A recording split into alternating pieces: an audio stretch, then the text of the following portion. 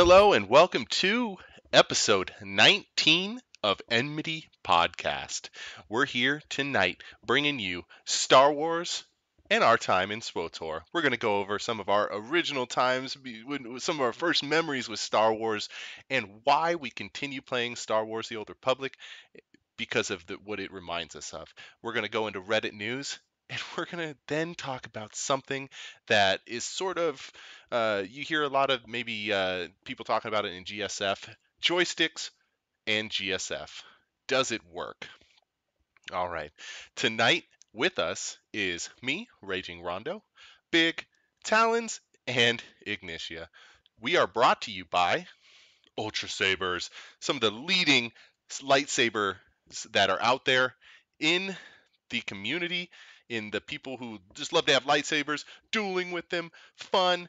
They're behind Talons right now. They're great, and you can have one too on the on our website 42gaming.com. At the top left of the website, you'll see where it says Ultra Sabers. You can go ahead and get yourself one there and support the cast while you're at it. And also by Amazon Prime. You can head over to 42gaming/Prime and get your free trial for it's a Netflix type equivalent where you can watch a bunch of movies, recent TV shows, and you get free 2 day shipping on most of your items. So check it out. Yeah, check it out. So, first of all, we're going into Star Wars and our time in SWTOR. Talking about experiences that we had and why that keeps us playing Star Wars The Old Republic. Big, I went and saw Star Wars for the first time with my dad when we were kids, when I was a kid, and I just loved it, just the idea of the adventure. Obviously, I didn't see it when it first came out because hey, I'm just not that old. But they did releases on theaters and whatnot growing up. What about you, Big? What's some of your first experiences with Star Wars and how did it affect you deciding to play this game? Oh, and I first time I watched it was probably when I was like 6 years old, and it's just the most awesome thing I've ever seen. And I made my dad buy me the movie, so watch it time and time again, and realize there was actually more of them. Yeah, as a kid, I didn't really understand the whole concept of it. I just knew lightsabers were cool and Darth Vader was cool. Right.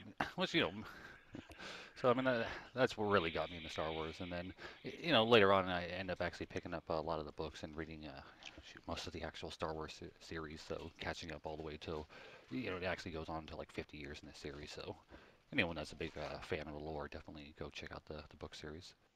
I can get you on that. I can definitely back you on that.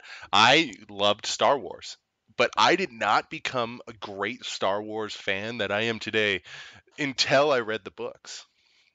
For me, I guess in the 70s, it spoke to an audience. I mean, wouldn't you guys say like it definitely spoke to these hardcore Star Wars fans since the beginning? When I watched it as a kid, while it was great, that experience with my father was awesome, and just watching it with him was awesome. But it just did not speak to me in a hardcore fan outset. I think it took.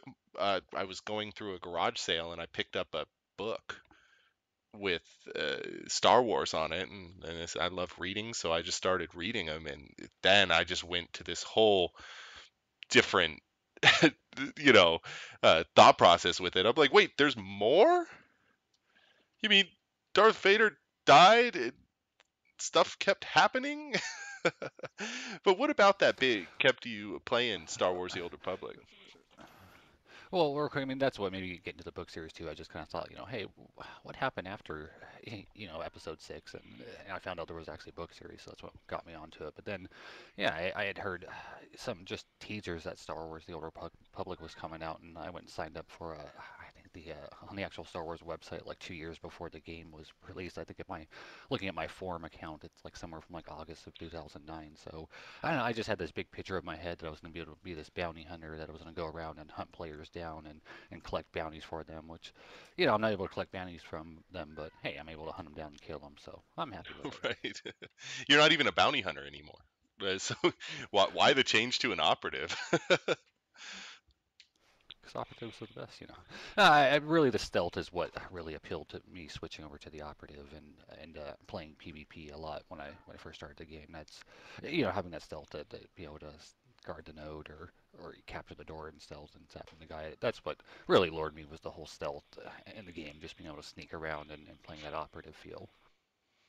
So Talons, you're like the what are you? You're the sort guy. You're signed to the Sith. You love the RPing side of things. What was it about this game that sort of brought you to it? Because this is one of your first MMOs, right?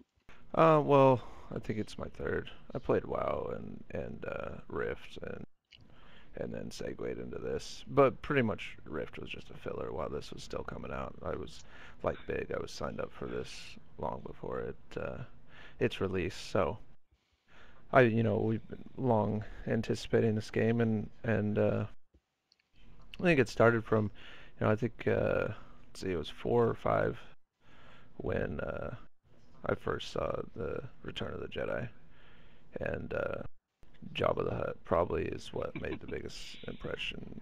At that time, at that age, it was just like scared the crap out of me, but it was awesome at the Really, same time. he was a bad guy for you that totally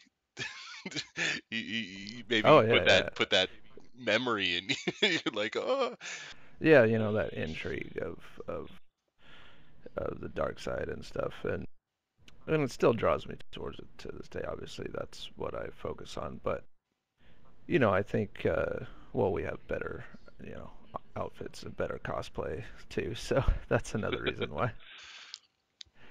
Um, but the memories I have of watching that for the first time with my dad, and just you know the few things that just stand out were Jabba the Hutt, and then of course the Sarlacc pit and the whole battle that ensues over that and stuff, and I was hooked after that. Watched them all three of them over and over again with my dad, and he had the box set. I don't know if you guys remember. It was like the black box, the 3 VHS oh yeah. set with Vader's head on it, and we had that. We'd watch it all the time and stuff. And Where Han shot first, you know. yeah, the original. Yeah, The those original.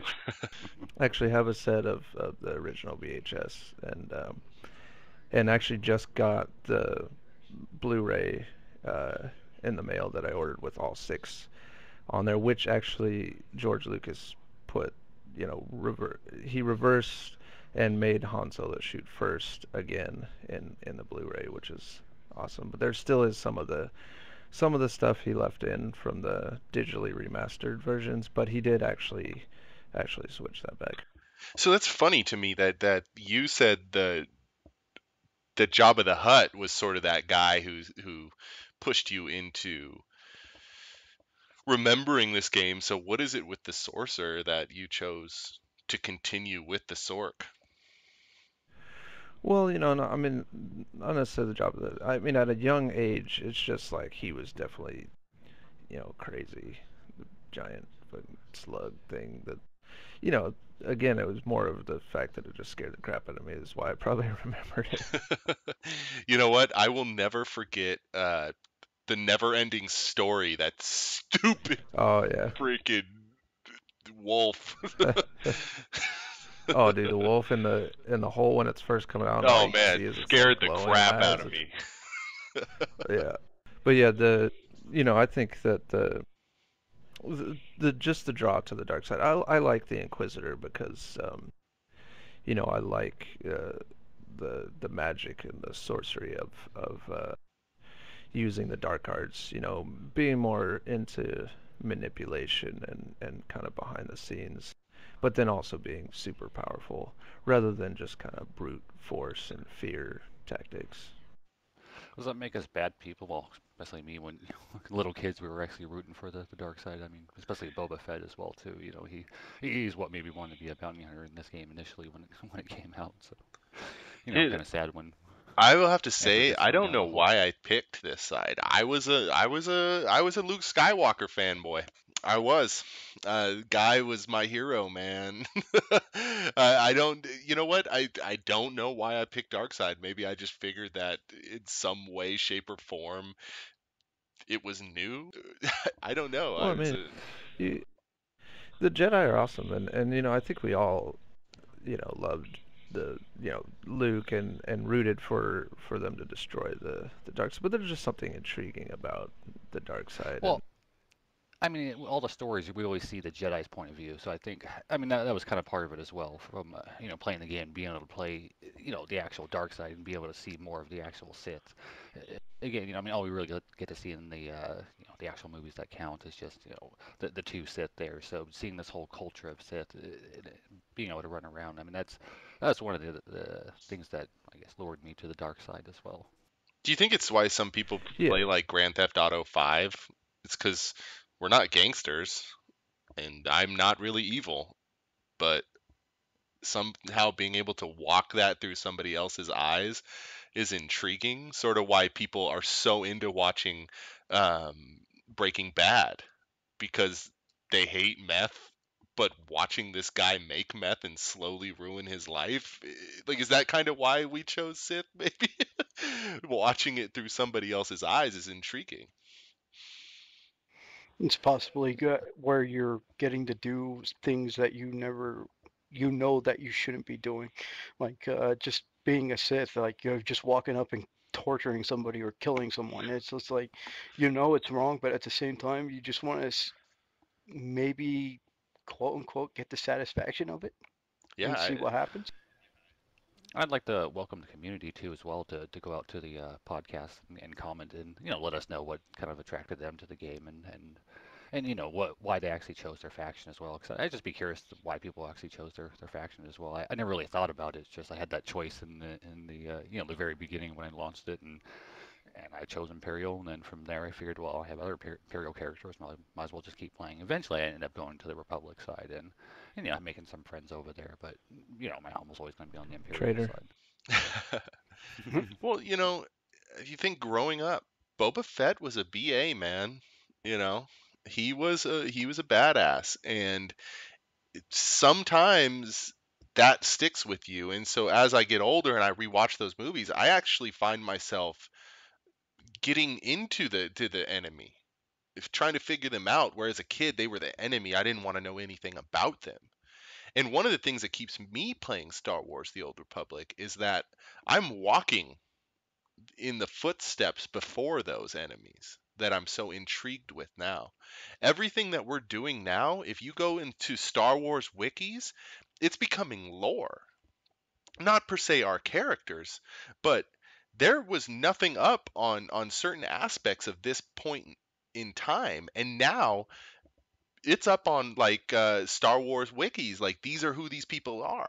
And we're walking that, and I think there's something inherently awesome about that. What I do, they talk about the downing of the Dreadmasters, right? And you're like, wait, I was there in game. I did that.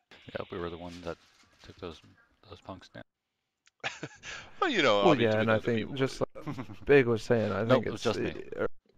originally the intrigue in, lies in the fact that you don't know a whole lot about the shadowy characters, and I mean, Vader was just one of the, and still to this day is one of the most iconic villains that ever existed, and has that draw. And again, it's the outfits, it's the look is way cooler than being a Jedi.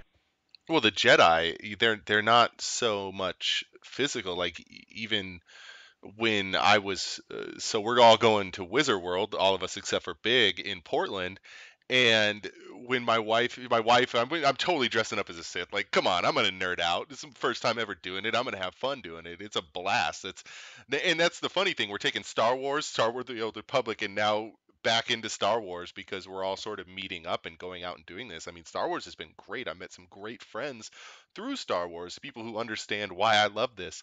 But to get back to my point, I was like, well, what do I want to go as, a Jedi or a Sith? And I was like, well, I'm pretty much gonna have to put a burlap sack over me because the Jedi aren't about uh, the good thing. Like their robes are obviously, if you look in the game, I mean, they're not made out of stuff that's like feels good to wear. you know, they're definitely not into that type of stuff. But if you look at my stuff, dude, I got some nice feeling robes. I'm gonna be strutting my stuff out there, because I'm Sid. And I think that's what we're talking about. When you're Sith, you get to play that part, and that's why I've stayed with it, because I get to play that part that was so scary to me as a child. And so, well, I don't think we got to hear from Ignitia yet. I mean, why did you get that's into the true. game of Ignitia? James Earl Jones, the voice of James. Darth Vader.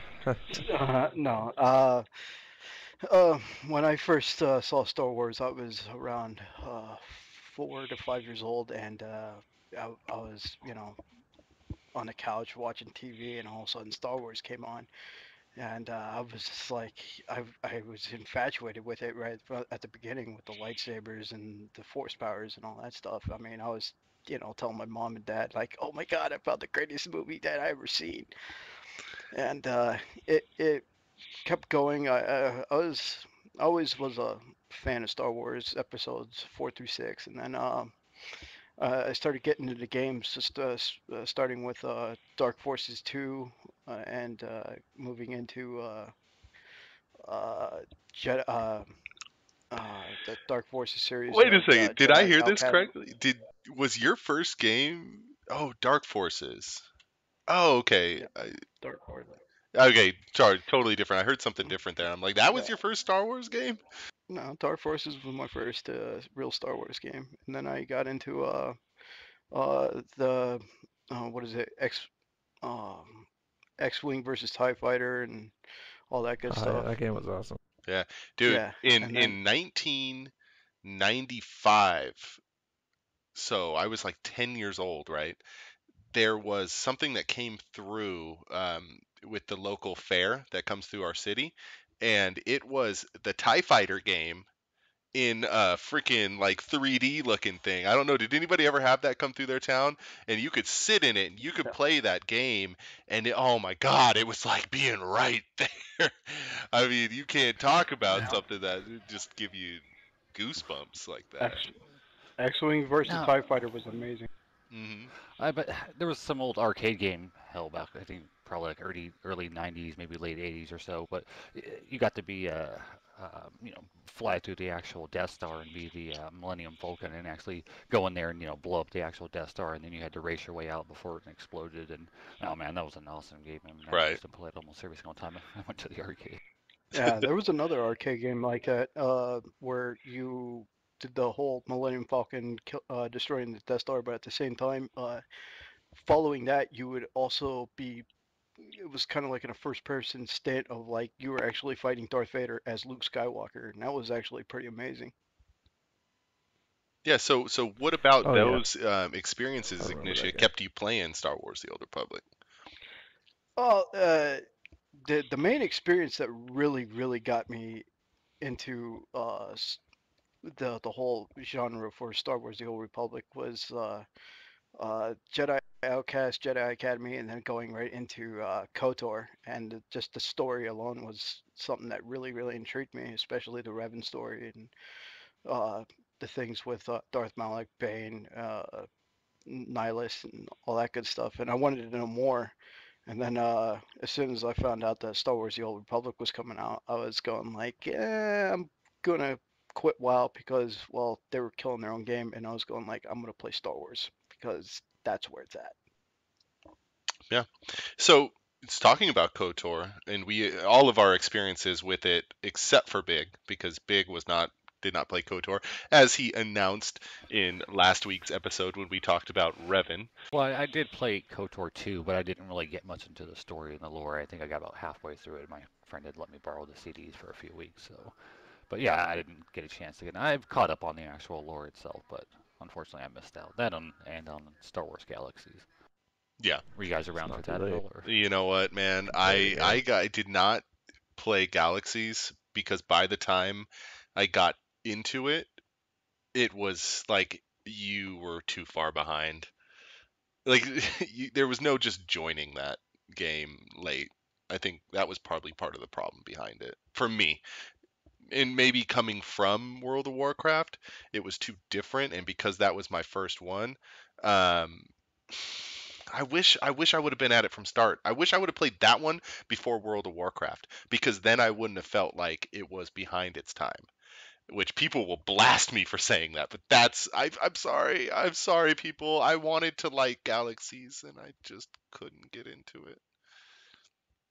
It was different. Why? What? Oh, go.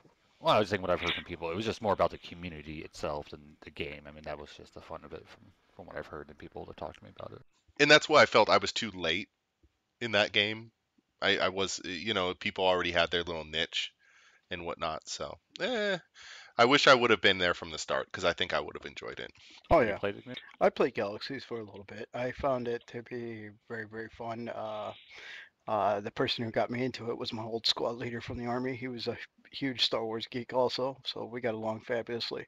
Uh, but he got me into Galaxies. But at the same time, that was when they were doing that new shift to where anybody can be a Jedi, and he was he basically said that Sony just killed that game right then and there, and then we started fading to other genres again, which for me was World of Warcraft. He went on to do what is it that the Conan MMO when it came out. Oh yeah, I tried that for a while too, and then I felt like that was before you had to buy in to get things, so I was like, oh no, I have to buy everything. I didn't understand, I think at that time.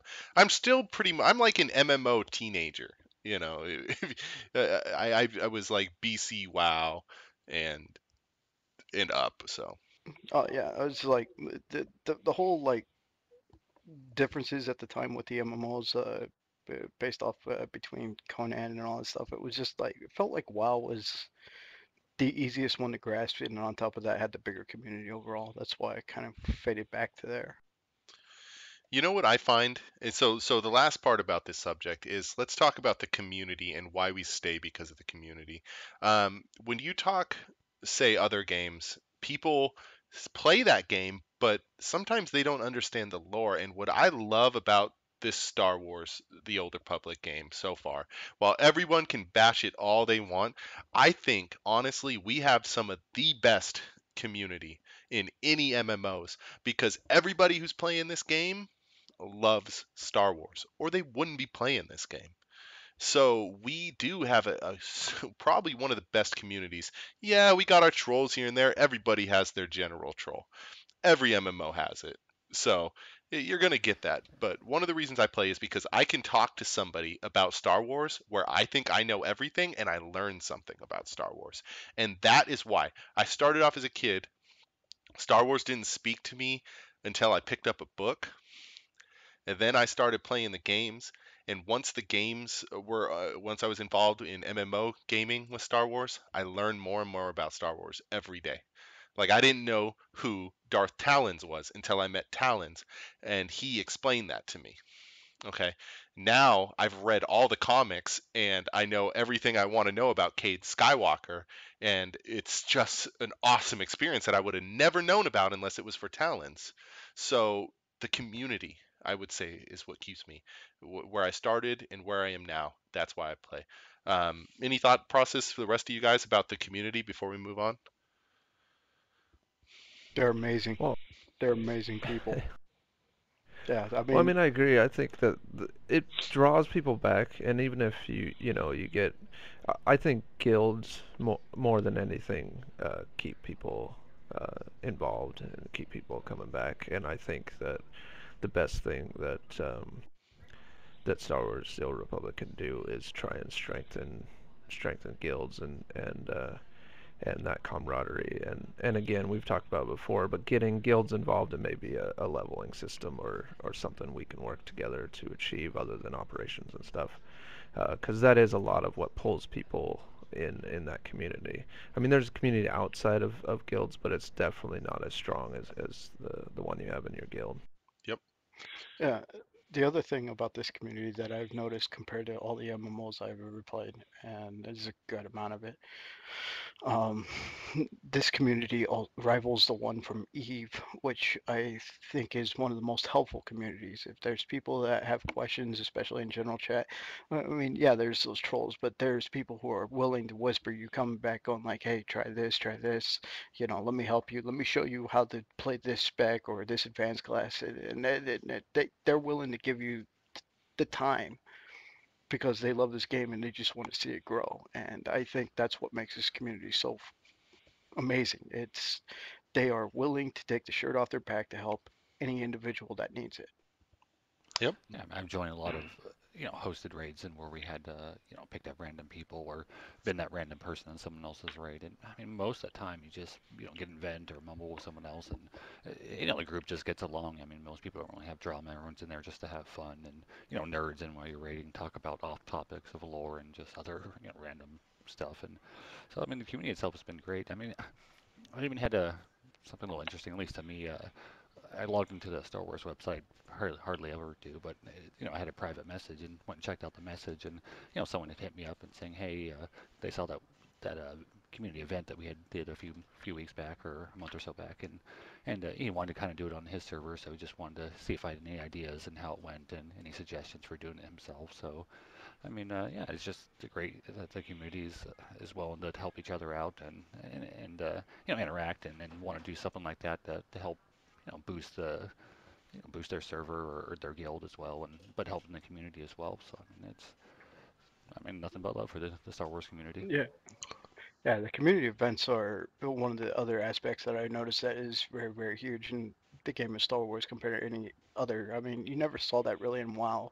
You never saw it in Conan. You never saw it in any of these games. But people setting up the events like Big was talking about, creating more of a story and trying to make it a fun community event to where you can win prizes or some credits or something like that. And it's just fun just seeing like, hey, there's 100 people and Outlaws Den trying to kill a couple of our guildies for for a prize, and it Yeah. was just fun. It was all around great.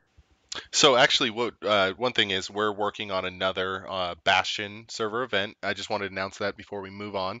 And yeah, community, the lore, the fact that what we're doing now is entering into like the wikis for Star Wars. I think this is are all great topics on why most people keep playing. So now, so this week has been pretty big for, as we're calling it, yellow text from the devs.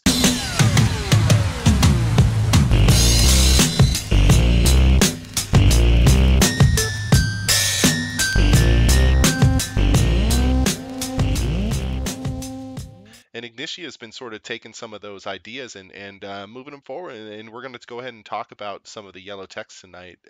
What do you got for us, Ignitia? Well, first off, is it's not quite yellow text. It's the Twitter feed for SWTOR giving more reports on personnel and coming to Alderaan cities. The first bit of yellow text, though, is on the 21st of January. All game servers and SWTOR will be unavailable for another patch for 2.5.2 alpha, which, hint, hint, might be a return of an event that we had before. Um, The Gree are coming the back? No, maybe, Just maybe, playing. maybe it's the Gree. Maybe it's somebody who likes to go and try freaking, zombify you or What do they something like do, that. Make it Ignitia? Can crazy. you do that one more time?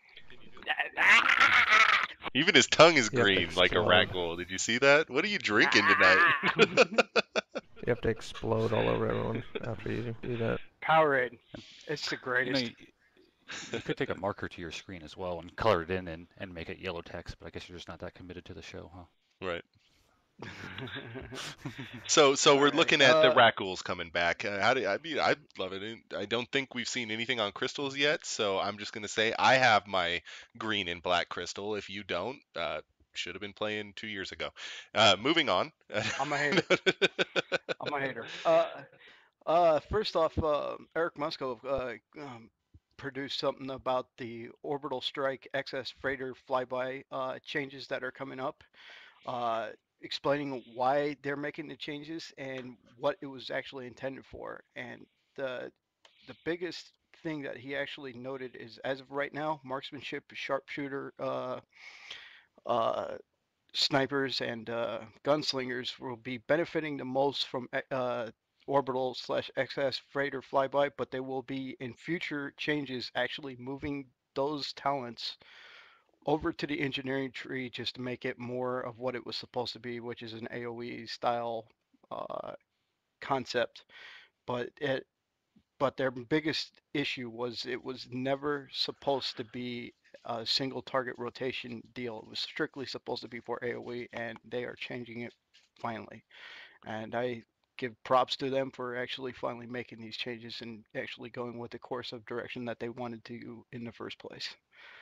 So with those changes, how was I know how we thought we talked about it last week on our podcast when we were going over Revan, HK-47, and Malgus, and what we feel like is a connection between them.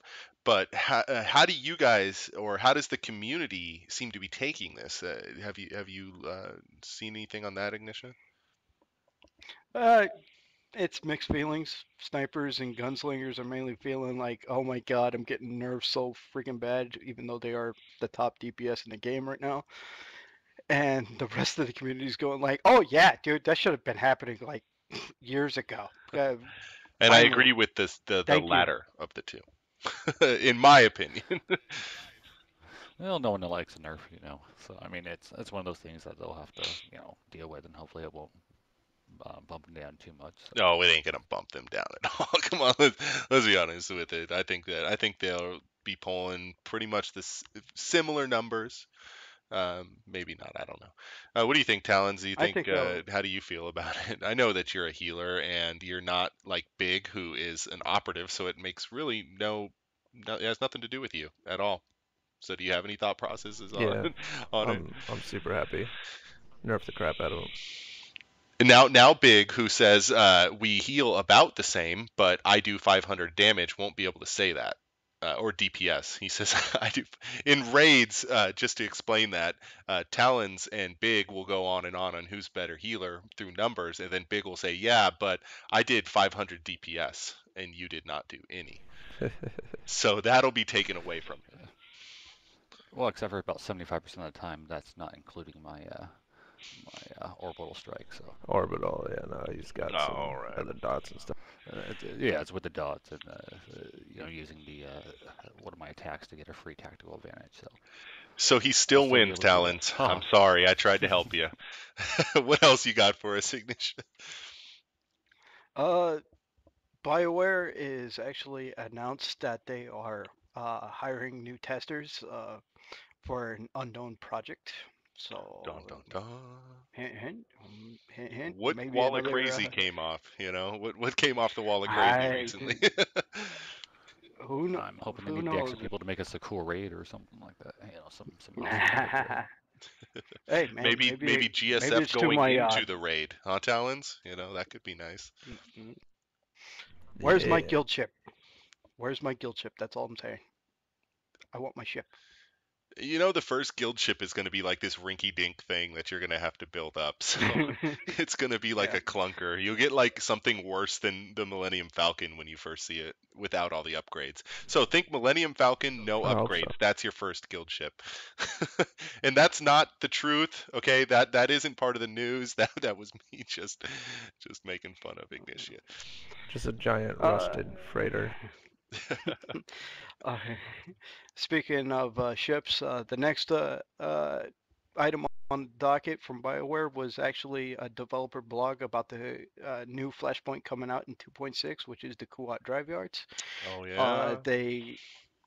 They're given a little bit of the codex entries for it and given some of the lore behind it. I think this is an excellent Flashpoint to actually tie in the whole Galactic Starfighter Yep. uh, to the main game, where you actually get to have those bonus companions from GSF to actually have faces and a story behind them. How about main lore into everything else, into SWTOR? Because, that shipyard is huge for anything from the movies to the books. I mean, that place is. Yeah, I mean that's one thing people might not, they just think Kuat Drive Yards is just the name of a flashpoint, but yeah, the Kuat Drive Yards, they're responsible for developing a lot of the ships that fueled a lot of the wars between the Republic and the Empire, especially later on in this series as well too, with the Boba Fett one book series goes into the Kuat Drive Yards. So it's pretty in depth, so I recommend that book to anyone. It's a book about Boba Fett, so why wouldn't you want to read it? It's almost like you said when Yeah. you were explaining to your friend on why to play SWTOR in the last episode, and you said it's lightsabers enough. It's Boba Fett. Read Yeah, the book. exactly. Yeah. They There's probably also a they probably little. have it on audiobook too for all you people who can't read. Yeah. There's also a background a little bit because it's supposed to be. It's not an actual like developer explaining what's going on. It's actually kind of like a coded message. And the fact is the beginning of it is from the Shroud, so it might have something. We may see him again soon. Raid, possibly. Just putting that out there. A little speculation. It's I guess a little spoiler, so you can just a warning. I don't know if you've read the PTS patch notes about the Kuat Drive Yard and people's experience with it, but it's it's set up kind of like Black Talon and the other Republic side starting Flashpoint, where you have two different bosses and you choose your own adventure type thing, where you can get the outcome. And I believe it's different for each of the factions. So do you think they would possibly do a raid where it's actually different faction? Same fight, same encounter, just a different boss skin essentially, We've where talked it's I could about different see that that. fights. So before, where we've called for Hmm. it. That's been in past podcasts. If anybody wants to go back, we'll have a link to it at 42gaming.com. We'll link it up there so that you know what we're talking about.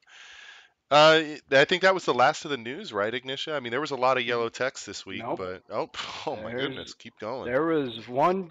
There's a huge big Oh, this one, yeah, and this that one is. is actually big. Uh, and this is on the on the PTS as of right now for 2.6, and these are changes to Vengeance slash Vigilant Juggernauts and Guardians. And the first one is a slight increase to the damage dealt by Shatter. Shatter now deals internal damage instead of elemental damage. Rampage has been redesigned. Impale and Shatter have a 33.3, 66.7, and 100% chance to produce a stack of Rampage at 2 stacks. Rampage finishes the cooldown on Ravage and generates 3 Rage. Uh, it's the same abilities corresponding with the Guardian, increasing the damage dealt by Plasma Brand. Zen Strike has been redesigned. Overhead Slash and Plasma Brand have a 33, 66, 100% chance to produce a stack of Zen Strike. At 2 stacks, Zen Strike finishes the cooldown on Master Strike and generates 3 focus. I think this is a huge, huge buff to the Juggernaut and will actually possibly make them extremely viable when it comes to raiding and in PvP too. They're gonna be really really strong, and I have a feeling that But what does that do for him? I mean, you've played Jug. What does that do for him? For us laymen, us bounty hunters, or us operatives, or us sorcerers, what do you think that really does do for them, in your opinion? well, the thing is it will allow us now to have more chances to actually do ravages, which is our The main, bread and butter of anything yeah, which with is our a main feature. lightsaber. And as of right now on live, your Impale and Shatter have a chance, 30% chance to uh, remove the cooldown from Ravage and allow you another Ravage. With this, as soon as I do an Impale and a Shatter, I can have a free Ravage, and it will increase my DPS substantially. And it's a huge buff that will actually make it viable. I mean, we're talking a point where uh, possibly the Jug can be the new Marauder in all aspects. is Blasphemy. Rabbits the what type of is that a cast ability? Is that a cooldown, or is that the one that doesn't have a global cooldown? Okay, Ravage is the channel that it's 3 hits that gain substantial amount of damage to the third hit, and it hits extremely really hard. Impale and Shatter though are two instant abilities that have I believe it's one has a 9-second cooldown, the other one is 6, and it will make it to where it's more viable over over in the long run because Ravage has a 15-second cooldown, and there's a good amount of time where you can't do it again. And the fact that they're actually making it to where it can proc manually instead of actually having that, oh my god, that's a random chance, because sometimes jugs can do really well and then sometimes they just suck because it's all based off luck and you know, the chance of actually proccing. Now you actually know that you can actually lower the cooldown manually and you'll be able to use it more consistently and actually be able to pull better DPS overall. Uh, it might be a little bit uh, on the high end, but they can always make a little bit of changes in the to the actual DPS mechanics. But I think this was one of the best changes for Juggernauts because they needed it badly. I mean, I really don't ever see Juggernauts in a raid because of how RNG based it is. Do you think this is step two in making it not to really appropriate to have two Marauders in your group? Because I mean, we've talked about it in the past with what they did to Marauders and their poppable abilities that help the raid, and now not being able to coincide with each other. Is this something that you think is step two in let's get something else in there? Marauders Uh, and Sentinels. yeah, I see it as Marauders. step. I see it. I do see it as step two to the point where you don't need a second Marauder. But at the same time, I also look at it as a more of a way of BioWare taking the data that they have from the all the raids that they've done so far ever since Wrath of the Hut Cartel came out, and actually now finally making those adjustments to actually homogenize the classes a little bit to where they're on the same level. I mean, it was to the point where at the very beginning it was Marauders, snipers, bounty hunters, and that was those were the three classes that would just nuke bosses while the other ones were struggling. I mean, Sorks were in that boat, Juggernauts, assassins. You don't see them at that often in a raid because it's just they don't do the numbers like those three classes, like Marauders, Bounty Hunters, and Snipers. So now you actually see them making those tweaks and adjustments to where Operative is viable, Juggernaut will be viable, and I'm waiting to see a little bit further when they actually start touching Assassins, Power Techs, and Sorks. All right, yeah, no, I think this is a great conversation, and we might even need to bring it up in the weeks to come when this starts going live. Second of all, I can't believe I'm the only one who caught that. Maybe I'm not the only one who caught that, but I'm pretty sure Ignitia just said uh, "Wrath of the Hut Cartel." I'm pretty sure that Rise, we went, rise of the we Hut went Cartel. from World of No, Warcraft to, Warcraft to is total. SWTOR. Was that just me who caught that? Because that was awesome. There was some greatness. No, I like that better than Rise of the Hut Nice Cartel catch. because the Hut Cartel is already freaking huge. So like, why wouldn't it have been Wrath? I wonder when they were making it if they were like, shoot, there's always been a Wrath of the something. Man, just make it Rise. Throw Rise on it. It's the same sort of word. And so Ignitia just found the truth. The truth is, it was Wrath of It's the right. Hut Cartel, and WoW was copying them this whole time. But Mm. anyways, moving on to Reddit news. Today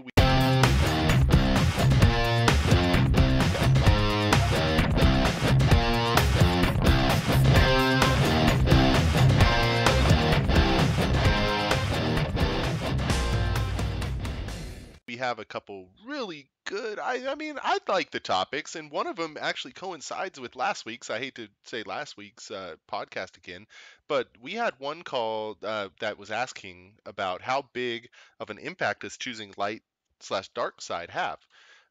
You know, and so this he just wants to know like, what is it?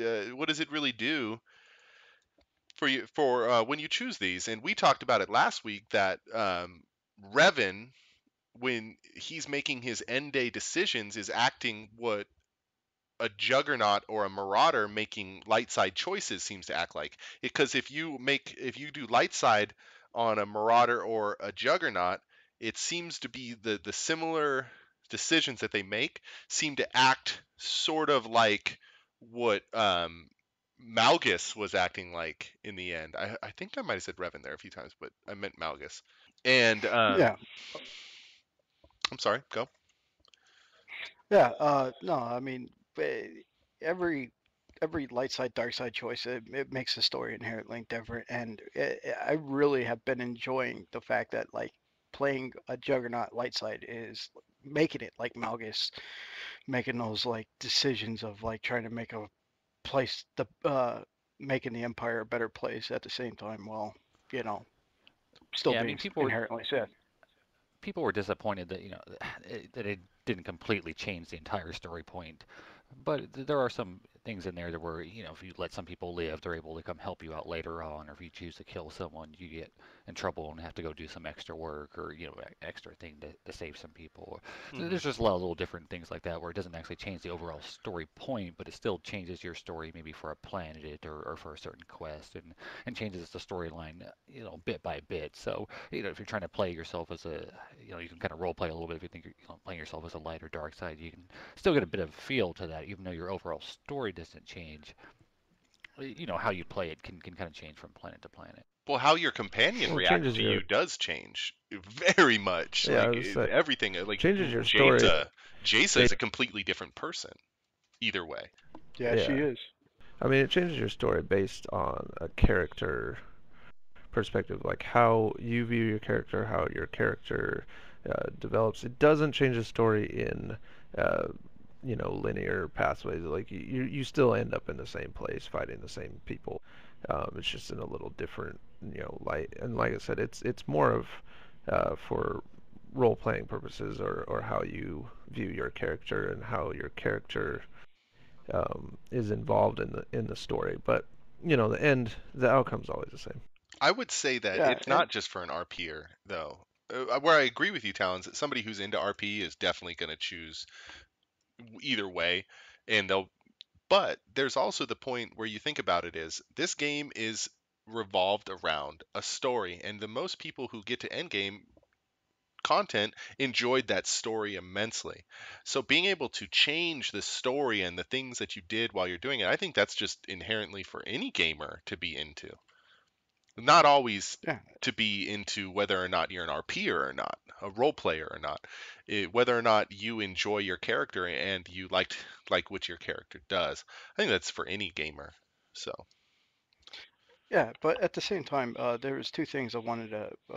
One was going way back in the day during the beta. At the time, if you made certain choices with your light side, dark side, you actually had different titles. Uh, like an example, the Jedi Knight story. If you finished it light side or dark side, you would have two different titles. Which one was master and the other one was general.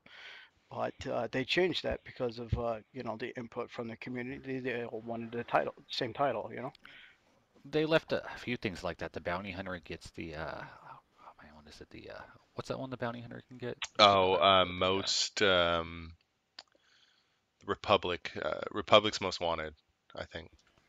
No, no, there was the it used to be Baron and then Baroness. Now they yes. changed it so the female characters get Baroness and the other ones. Oh man, that's gonna bug me. It's on the tip of my There was tongue. It's the like there was the Homewrecker Baron slash Homewrecker. Oh Baroness, That's it. yeah, Yeah, Homewrecker. and there was I the also got Homewrecker. that one. I cut the guy's head off and there was returned it. also there was also a third one called Knight of Alderaan, which was I thought was kind of interesting. Well, and that Homewrecker one actually, you have to do 3 or 4 things there, Rondo, to actually get that title. You have to Oh do, yeah. certain things in. And that same thing, I happened to get that title as well too, the first time without even knowing about it. And that's one thing, you can't actually go back and change it. So they did leave a few things in there. The other thing is there, you actually used to be able to kill your companions, but then you Oh wouldn't have it no, for actually crafting you and still for skills. can. The one on the God, the operator, no, God, he's like the operator type guy for the warrior. It turns out he was acting against you, and you can choose Oh, whether or not he lives or not. that douchebag Malavey Quinn. Yeah, I still hate Quinn. that guy. No, but I mean they probably didn't change it too much. But I mean I think if you choose to kill him, you change your mind. The dialogue, Yeah, changes a Oh, little bit dude, I because you saw actually he can't. doesn't actually die. Oh, he Yeah, you does? still punish him. He gets choked the hell. He gets Because I choked the chose hell not out. to But just because I needed him for stuff, but I thought that you actually could not have him. Maybe I guess maybe I'm wrong. No, that was from beta. They took it out all. I think Oh, all the classes had the ability to kill or not take. You know, you could choose to not let them come with you. But again, I mean, now it might work, but again, once you made that choice, then you were kind of screwed, and you wouldn't have them for right. crafting. So that's why they took it out. So moving on, next yeah, big, what Reddit news do you have for us? I have a real quick one. Just yeah, for the first one. The Jedi Convent actually the server was full. There was actually a queue time. I don't think I've seen that since launch. Have any of you? No, well, no, I don't Nope. think I have seen that since launch. Yeah, and then the other one I had, the other one stood out was, you know, people thinking that this is an actually interesting time for Star Wars, kind of what we were talking about in the last episode. You know, what's going to lead next to the Empire? I mean, I guess possible spoiler if you haven't went through the McCabe storyline, but you know where it was standing, you know the Empire was losing the war, but then they got their the hands on the isotopes. So now the Empire is in line to basically make a super weapon. So I mean it's just be curious where that storyline's going to go, how the Yeah, Republic's going to be able to fight back and gain that upper hand. yeah. I don't know. I'm looking forward to it, and I have no doubt that BioWare, through all of their faults that people find in them, they've always provided a great story, and I have no doubt they will continue to do that.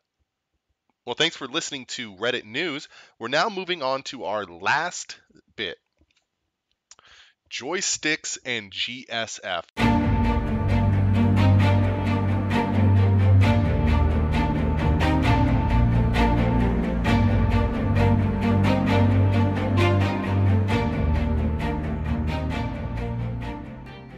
This seems to be something that over the last couple weeks, people are asking, well, why wouldn't you make it joystick compatible?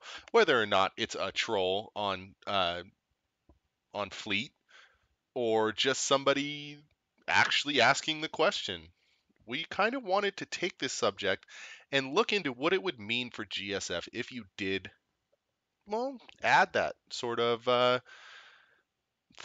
ability to fight into the game. And I think there's a couple different sides that you have to take a look at. And I mean, what do you think, Big?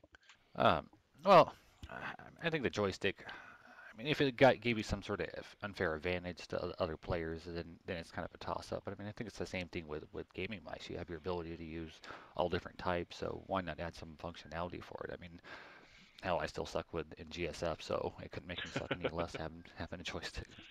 So, I mean, I'd say add it in if it's possible. I mean, there might be just some sort of reason where they'd have to interface with another type of device, or have to hassle with all the different type of ones. I don't think they can make one official Star Wars joystick. But I mean, if the community wants it and it's a big cry for it, I see them possibly trying to add it in there if it's feasible in the game. I would love to see a joystick. I would love to see a joystick because, well, who doesn't like flying without without a stick? I mean, mouse and keyboard is fun and all, but it's not really as great. But at the same time, I kind of will be backing big on it. It's on more of the technical side. The implementation of actually sticking a joystick into play would be a lot more difficult than what it would actually entail because of uh, the fact that it is built for a mouse and a keyboard, where you can actually shoot a guy outside your reticle and uh, have to actually line up a cursor within that reticule to actually line up with a circle on your target. When if you did a joystick, you would have to actually line up the entire center of the HUD to actually be right on top of it. And I just see it completely as a disadvantage to using a joystick. Not to mention you have a bunch of abilities as well too. So I mean, I don't know. I mean, I haven't used gaming joystick, so I don't know if you'd have the ability to have like 10 different buttons to be able to click all the different You do. throttle up, throttle You have down. your trigger, and then you have on the top you have your sort of like bombs or your missiles. But here's my thought process on it. And I right after you said something big, I mean, I really had to take a chance to think, and I'm glad Ignitia went next because I mean, you talked me into it. I'm not so much for it. But then I started thinking, and here's my thought process on it. There are games now that are talking about releasing with PlayStation players and Xbox players on the same server as PC players. And there's this huge outcry. I mean, Final Fantasy 14 did it, if you want to talk about that. Final Fantasy 14 did it where you have these two types of consoles playing on the same server, PlayStation and PC. Now, there was this huge outcry because you're talking about two different types of controllers, or one's a controller, then you got your PC, and who has the upper hand, keyboard and mouse or the controller? And when you start adding these two things together, somebody's always going to have, whether or not you say it or not, they're going to have a bit of a upper hand on the other person. So I just don't like the idea of giving somebody who has the ability to go out and buy a joystick if they had the upper hand or whether or not they didn't. There's two different types of play styles going on at once, and that would be my only issue.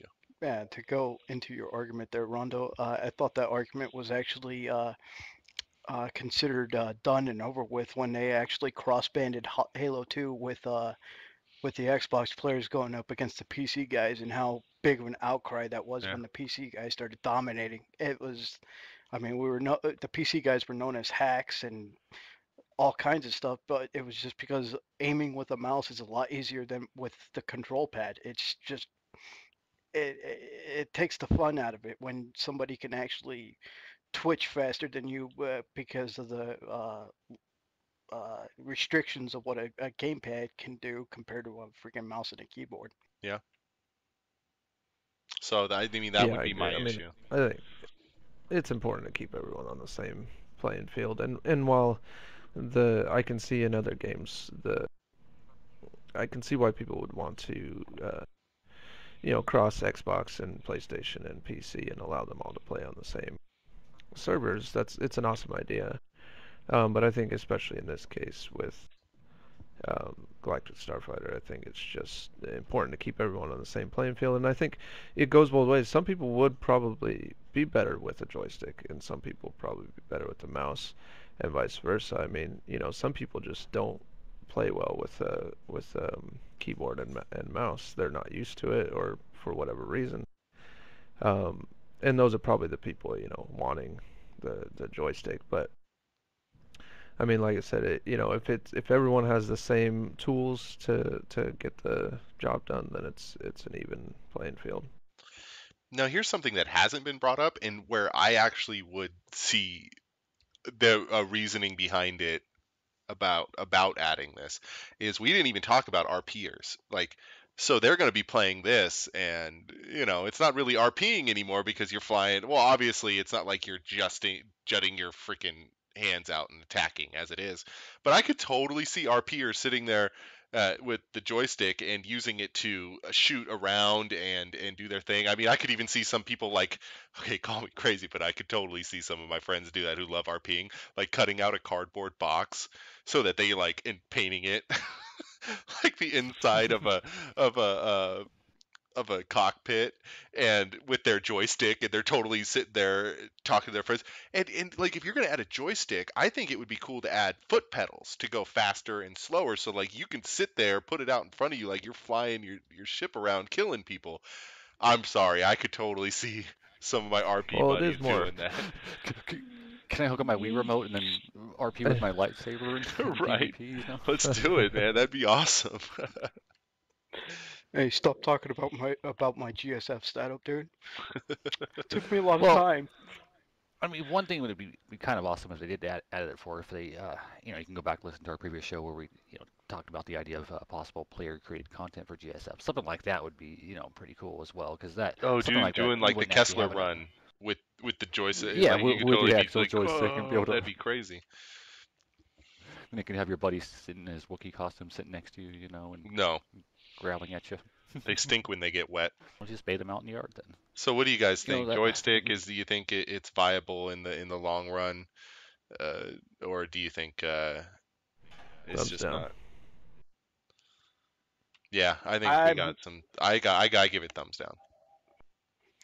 I'm still split. I would love to see it just because it would let you be able to immerse yourself a little bit more with the use of a throttle and stick, but at the same time, I don't see the coding on the game being able to implement it without making it a complete disadvantage. Yeah. Well, to end the night, Ignitia corrected me. I keep saying Kessler. I understand it's Kessel. I just slur, I guess, sometimes. What can I say? We all make mistakes, as we like to point each other out all the time. Hey, just remember, this has been episode 19. We're coming to you next week at 8:30 on Friday nights. That's Pacific Standard Time. And we are coming with episode 20, so we're going to bring it pretty big next week. We're looking forward to seeing you guys all back and listening to the show. This is all for the community. That's why we do this. So just remember, enjoy your PvP. If it's red, it's dead. And that great PvE content we got out right now, guys. Everybody should be enjoying it.